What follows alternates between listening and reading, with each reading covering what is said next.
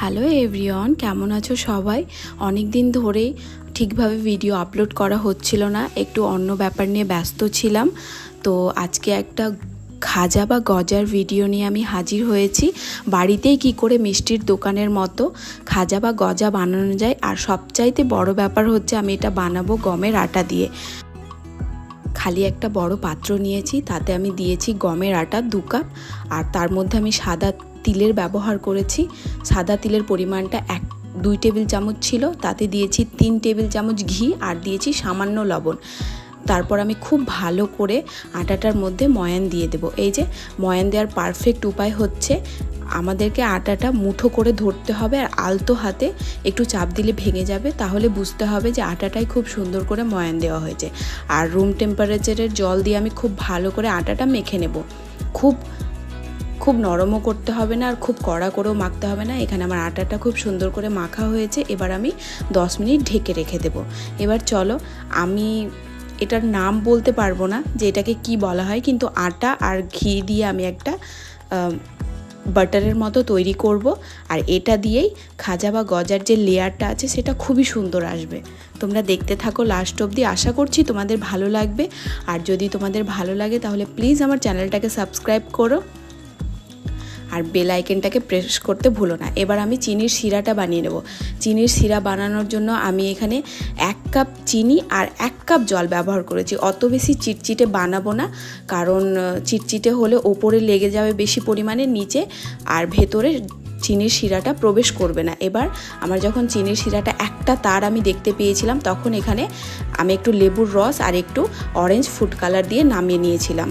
আমি লেবুর রসটা এই জন্য দিয়েছিলাম যাতে চিনির শিরাটা চিটচিটে না হয়ে যায়।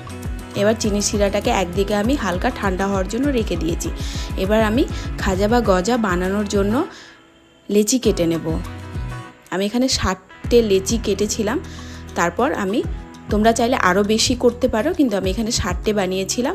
যত করবে তত লেয়ার, কিন্তু আমার মনে হয় যে 7টা বা 8টা মতো থাকলে পারফেক্ট হয়।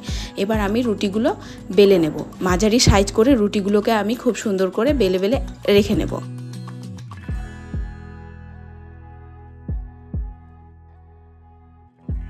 এখানে আমার সবগুলো রুটি বেলা হয়ে গেছে। এবার একটা একটা করে রুটি নেব, আর আমি ঘি আর আটা দিয়ে যে বাটারটা তৈরি করেছিলাম, আমি সেটার নাম জানি না, আমি আবারও বলছি, সেটাকে আমি রুটিগুলোর গায়ে লাগিয়ে দেব।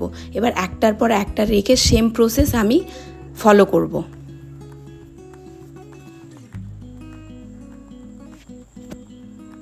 এবার সবগুলো রুটিতে আমি সেইভাবে লেয়ারিং করে ওপরে একটু আটা ছিটিয়ে আমি আলতো হাতে রুটিগুলো সমান করে নেব, আর একটু বড়ও করে নেব।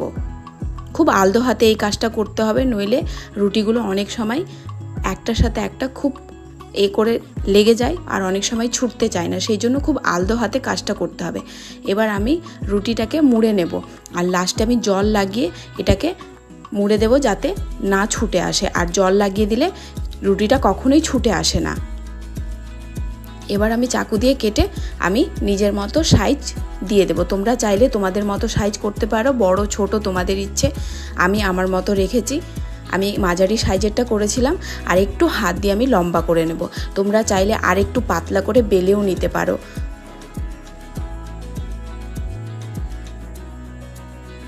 এবার এখানে আমার তেলটা হালকা আঁচে আমি গরম করেছি। এবার আমি সবগুলো তেলটা যখন হালকা গরম হয়ে এসেছে, তখন খাজা বা গজাগুলো আমি একে একে দিয়ে আমি লো ফ্লেমে রেখে প্রথমে ভেজে নেব, কারণ লো ফ্লেমে না ভাজলে খাজাটা ভেতর থেকে সুন্দরভাবে কুকড হবে না, সেই জন্য হালকা আঁচে ভেজে নিতে হবে লো ফ্লেমে। এবার গজাটা যাতে গরম থাকে কিন্তু শিরাটা যাতে ঠান্ডা থাকে, দুটো জিনিস গরম হলে ওপর থেকে খুবই নরম হয়ে যাবে গজাটা, খুবই মচমচে থাকবে না। সেই জন্য মনে রাখতে হবে যে গজাটা গরম হওয়া থাকতে হবে আর শিরাটা ঠান্ডা। এবার এখানে আমার গজাটা হয়ে গেছে, আর এটাকে আমি পরিবেশন করলাম। তোমরা দেখতে পাবে এত সুন্দর হয়েছিল, ভিতর অবধি রস ঢুকেছিল, আর এতটা ক্রিস্পি ছিল, আর এত ভালো লাগছিল।